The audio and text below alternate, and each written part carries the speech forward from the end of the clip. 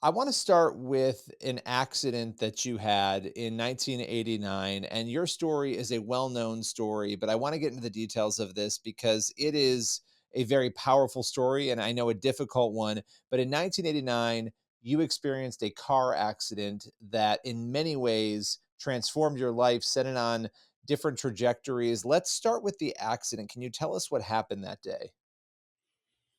I was on my way to church to lead a Bible study. I had been at a conference for pastors about 150 miles from my church, north of Houston. And I just got in the car that day. It was raining and cold, kind of a miserable day weather-wise, but I'm going home. I've got stacks of sermon on the seat beside me, and I didn't make it. I was about 10 minutes out of the gate of the conference center, crossing a rural, very narrow bridge, and a tractor trailer truck crossed the center stripe at a high rate of speed and literally ran over me, struck two more vehicles. So it was a four-car pileup on this bridge. Incidentally, it was named the Trinity River Bridge. And I was killed instantly. And that sounds crazy because we're having this conversation, but it happened. First responders came, they worked the accident. Fortunately and miraculously, everybody else was okay. I was not. I was pronounced dead by four paramedics. And the body was covered up because it was so gruesome.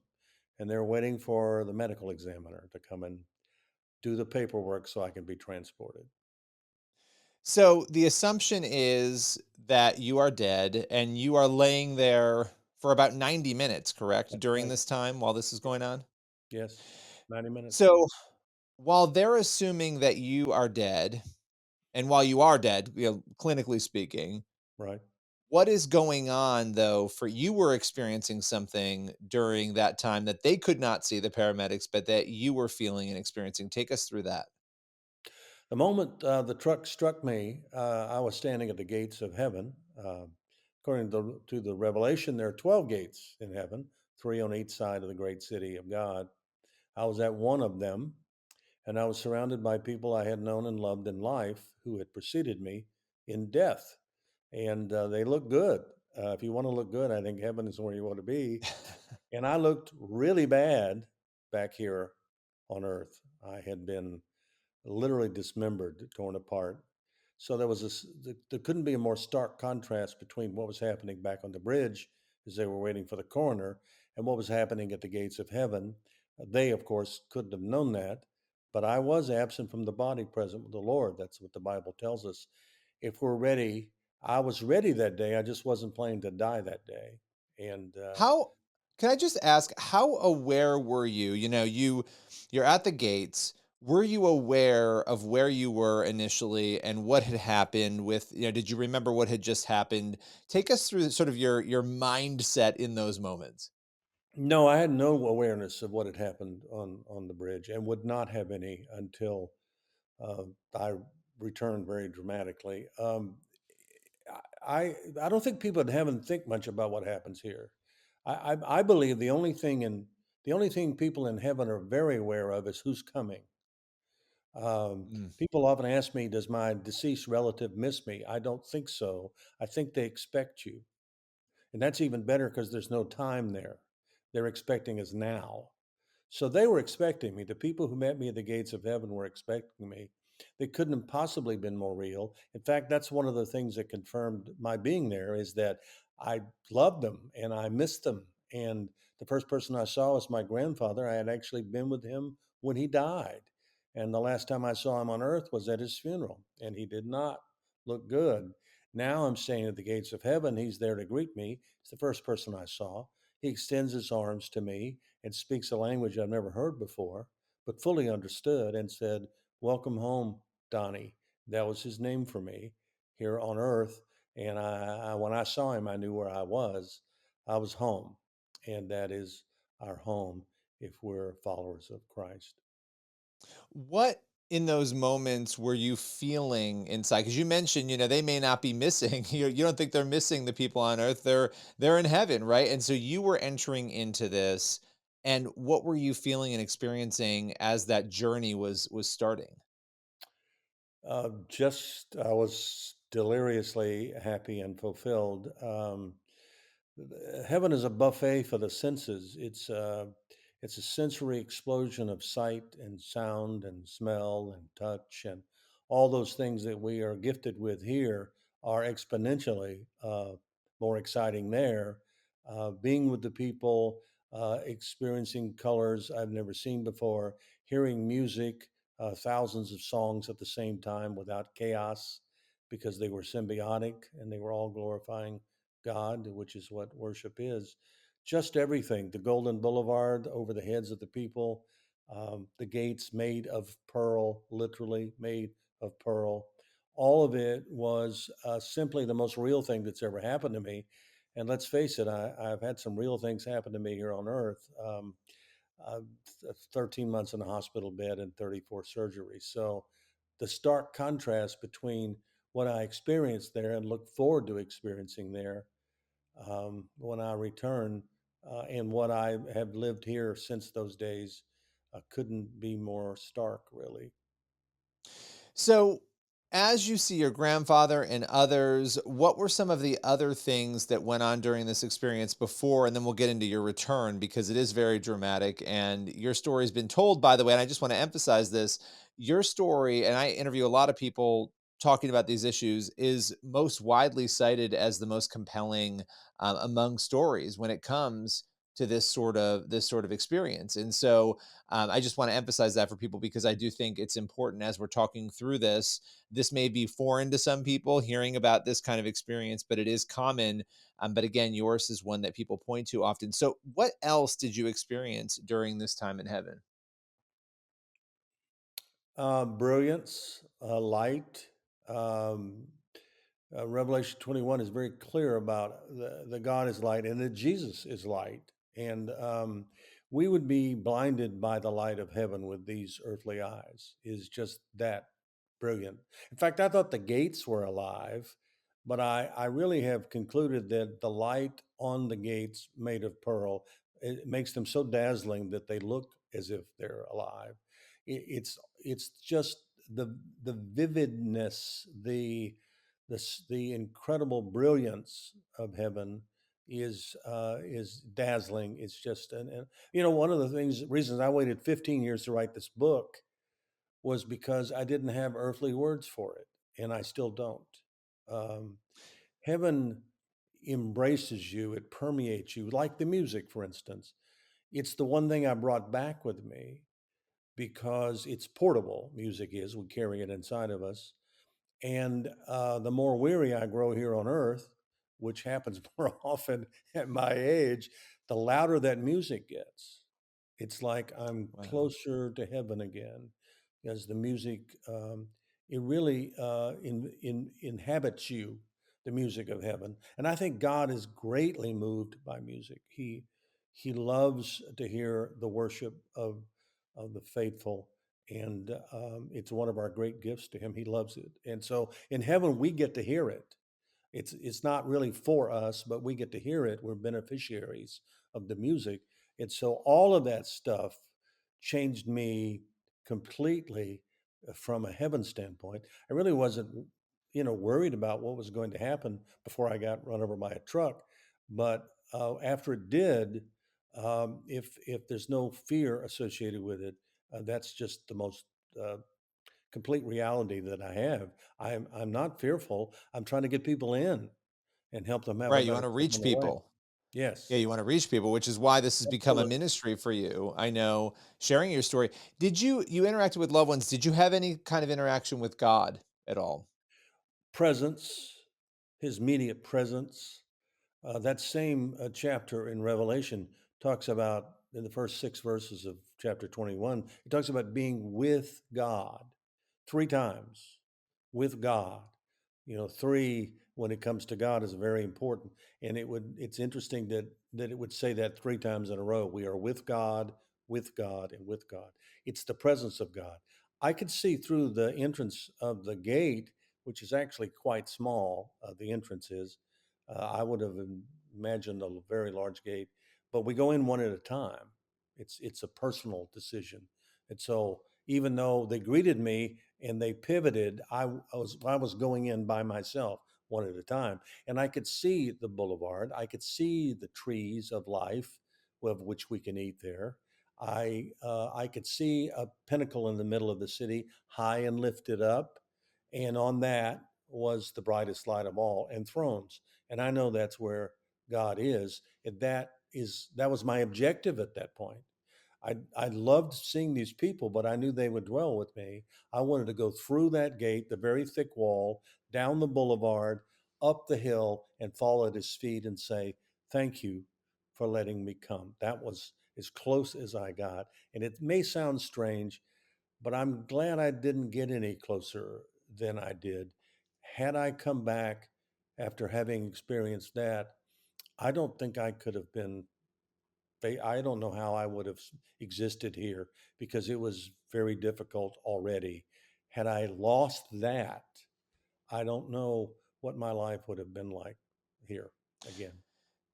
Yeah, no, I can't imagine. I mean, so I want to ask you this because the skeptics on these stories, they will come up with all sorts of ways around what you experience and a lot of other people have experienced. They'll come up with different ideas and thoughts. One of the focal points of this discussion is whether or not, and I want to get your take on this, people like you actually went to heaven or God gave them a visual experience and it felt as though they were in heaven, but it was actually more of a vision that they were experiencing. How would you answer that? And, how would you respond to those critics? You know what? I think that does happen to some people. You might imagine in all these years since my experience, I've talked to hundreds, if not thousands, of people who've had after death experience. I really don't think I was dead. I died at 11:45 a.m. and I came back at 1:15, an hour and a half. I don't think I had a near death experience. I was dead, and so for me, it was a literal arrival at the gates of heaven. I do think some people have some maybe visions. They were very close. Maybe God allowed them to get a glimpse of that. I did not experience it that way. I think I literally was there and then literally came back here. And I can understand critics. I wouldn't have believed this had it not happened to me. Right. Um, Right. you know, I don't. I don't think I would. I would have heard it. I would have nodded my head and said, "That's fascinating. That's very interesting." But I don't know that I would have believed it was real. And then one day I got run over by a truck, and it is real. So let's talk about the coming back because 90 minutes, it's a long time to go. And they declared you dead. You were laying there, and this was a horrific situation. There's another pastor who comes Yes. and and asks to pray over you, over your body, and he prays over you. Take us through those moments and then what happens next. One of the other pastors that had attended the same conference that I did, he and his wife had been speakers there, and I got to hear them both speak. I did not meet them personally at the conference. They left before me that morning, heading in the same direction. Their church was in the same direction mine was. So that's an interesting fact that most people don't take note of. They were ahead of me on the highway. It was cold, rainy. They stopped for coffee. I passed them. They fell in behind me. They were just behind the accident. They left their cars, took the coffee up to the bridge, and gave the coffee to the other two gentlemen who were in the wreck, cars were totaled, but they were okay.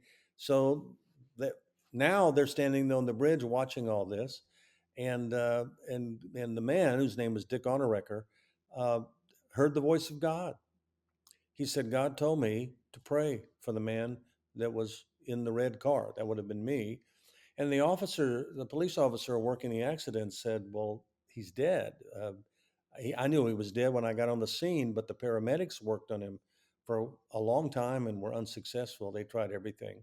And so he's been pronounced dead now by the five of us.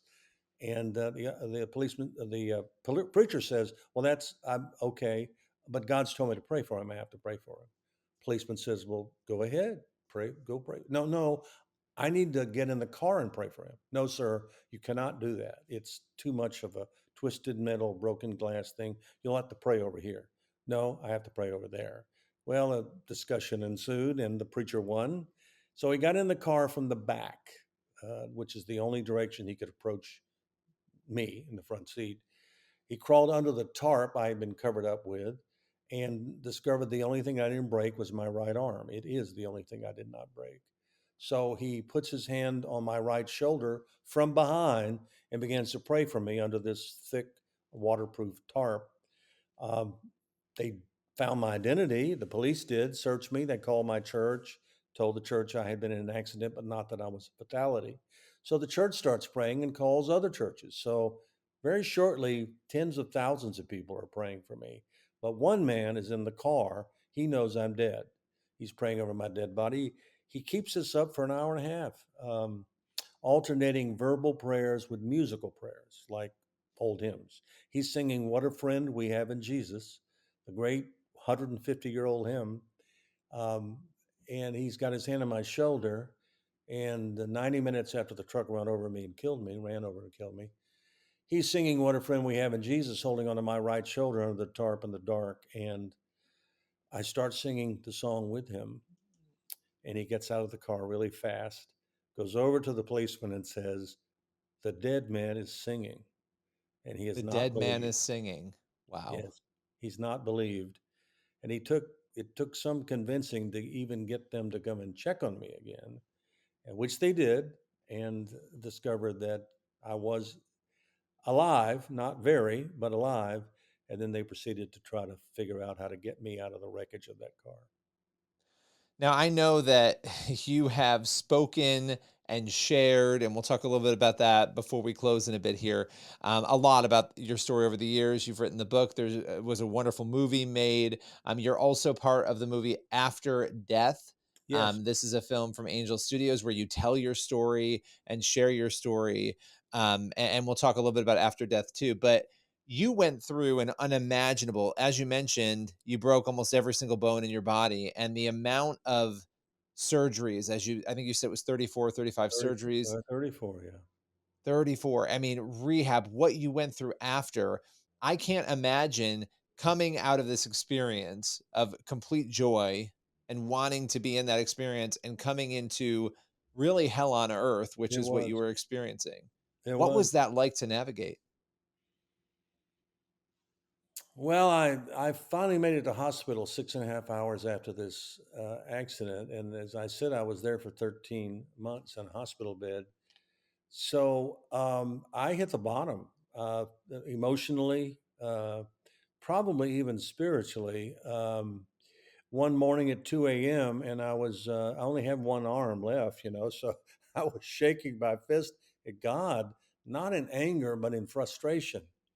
And I had been so close to death again several times with double pneumonia that they decided to do an experimental treatment on me, which involved bone stretching devices, embedded wires, and turning screws 4 times a day on these. I was missing 4.5 inches of my left femur. All the bones in this arm were missing.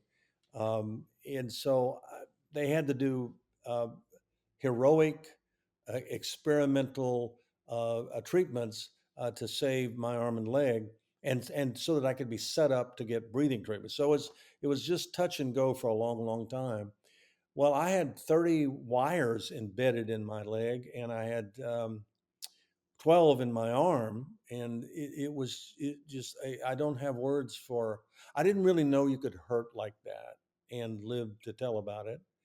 And so I was saying to God, can't you send somebody here who understands how this feels? If I could just talk to somebody who gets it. Everyone's nice to me. I know they're praying for me, but they can't understand. I couldn't find anybody who understood.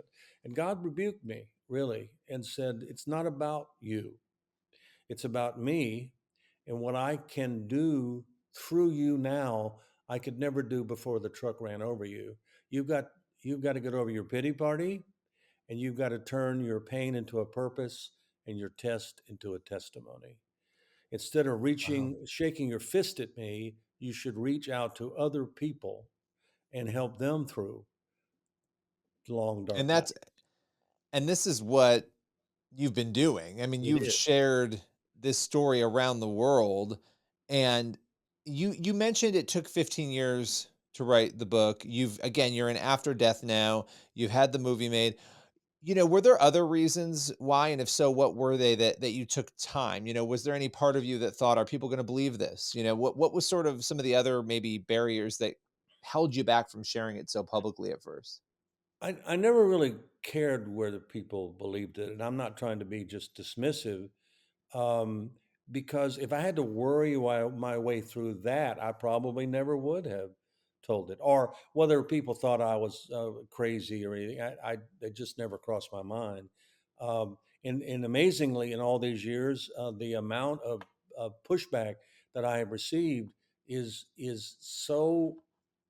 uh, so small compared to what I thought I might receive that I've been actually kind of surprised by that. And what that tells me is that people want to know if heaven is a real place. Jesus said, I go to prepare a place for you. Is it a real place? And they also want to know, can you get through tragedies, painful experiences, difficulties, situations where you're never going to be the same after this? And the answer is yes. One chapter in 90 Minutes in Heaven is called, um, well, what is it called? It's called The New Normal. And I don't know that I'd ever heard that expression before I wrote that chapter, the new normal. And maybe I had, and probably it's irrelevant. What happened though is that sometimes things happen and you're not going to be the way you were before. And you have to figure out how to do that. And you have to figure out how to turn this test into a testimony, because our testimony is really all we have. And so sharing those stories seems to matter. It's amazing to me how many people who've been through bankruptcy, a divorce, a hurricane, a tornado, uh, losing their, I mean, people appropriate my stories to their situations. And so I'm shaking hands with someone who's just lost their mother and they want to tell me about it and they want to know, is heaven a real place? So I Mm. never counted on all of this response, but I do know this. I think I was brought back for this, and it was a hard. It was to me. It was kind of a high price to go through all that to get to here, but it was worth it because Yeah. even today, I can hold the hands of someone and say, "Tell me about what you're going through," and at the book signing, or I'm sitting at a table after speaking. That's much more important to me than speaking. That's much more Yeah. because I'm one on one with somebody who's hurting and they're looking for answers. And I have some because I have been hurt badly. You've been through it. I mean, this is it's when you read and see the full scope, and I would encourage people to do that, of what you faced and what you went through. It is unimaginably difficult. When a project comes along like After Death, what was it with this particular film that made you say, you know what, I want to share my story through this film, that you wanted to be a part of it?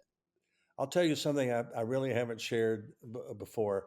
I, when I was originally called by them, um, um, and the gentleman who called me was from Canada, I thought, what is this? Um, Another person who wants to do a movie or tell a story. And so I just didn't actually respond to it very well. And then I got some other calls, and this was before COVID, BC.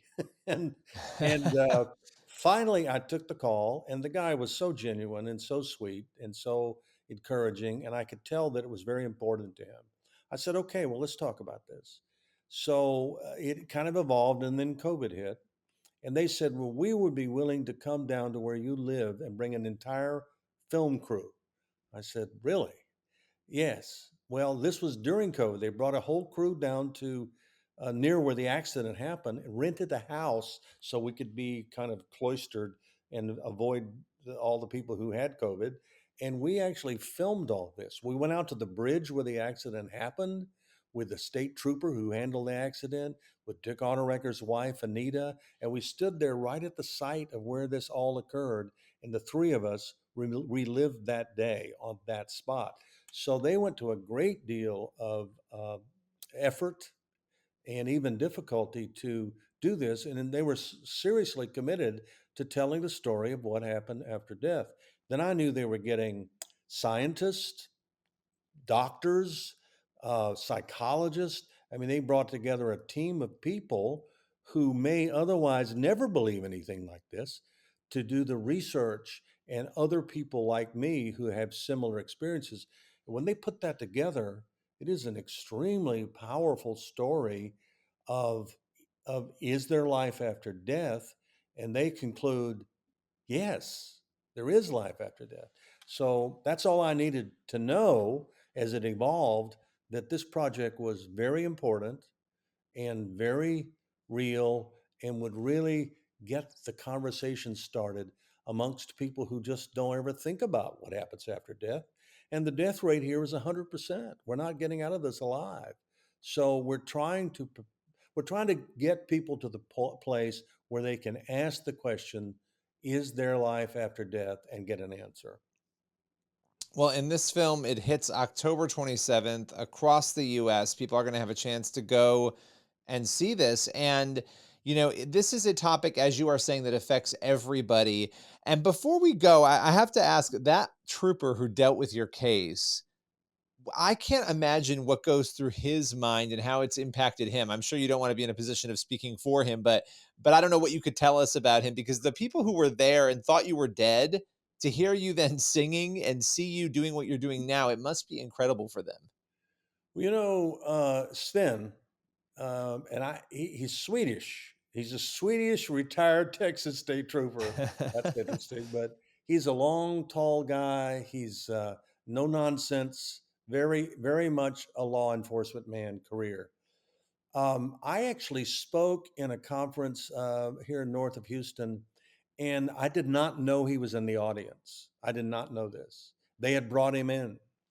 And after I got through speaking, they asked me to remain on the stage. They brought him up to the stage. My first time, not my first time meeting him, but my first time of conscious meeting him. And I did not know this. And they asked him to speak. Now this is a tough guy. He walked to the microphone and immediately began to. I'm not just talking about uh, cry. I'm talking about just kind of retching, Sobbing. Yeah. sobbing. He was sobbing. And I went up to put my arm around him, and I thought, oh my goodness, I hate that he's going through this. So finally, I just walked down with him to the seats. He never really said a word. And so we're sitting beside each other. He leans over and he goes, it was the worst thing I ever saw. And I thought, oh my goodness, you've been in law enforcement all these years. How many accidents must he have worked? But he says, when I approached your car and there were bone slivers all over the highway, and then I looked inside, it was the worst thing I ever saw. I said, I'm so sorry. I can imagine the things you've seen in your life. And he just nodded his head. So Sven has become a very good friend of mine. And even on the bridge that day, when Anita and myself, Dick Onorecker passed away about 5 years after the accident, was a great loss to us all, but I know where he is. The three of us standing there, because she was an eyewitness to the accident and to Dick getting in the car and all that stuff. The three of us faced each other, and the camera crew was walking around us. It's an amazing part of the film. Um, he was emotional then. He could barely speak then, as the memories came back about what it was like that day to walk up and see me literally torn apart in a car, and then having me standing there in front of him, and we're talking about it. So yes, it changed him so much so that he was willing to come back and relive this accident because I was alive now, and he saw what happened then, and he sees what's happened since. Well, I want to thank you. I took a lot of your time. This is a story. I know it's not easy for you to relive it over and over again either. And I just want people watching and listening to recognize that when people go through experiences like this, it is not easy to share it. And you feel No, compelled to do it, and you do it. And we appreciate it. we're trying to get people into heaven, Billy, and we certainly want them to have a better trip on the way, and they can by just committing themselves to Christ. it's how I survived truly, not just physically, but emotionally and spiritually. If you find what you were born to do, and God, it's not a secret; He wants us to know, and we're sufficiently surrendered to it, it'll be the right way, and you'll know it. Well, I appreciate your time. The film is After Death. It comes out October 27th. Thanks so much. Thank you for what you do.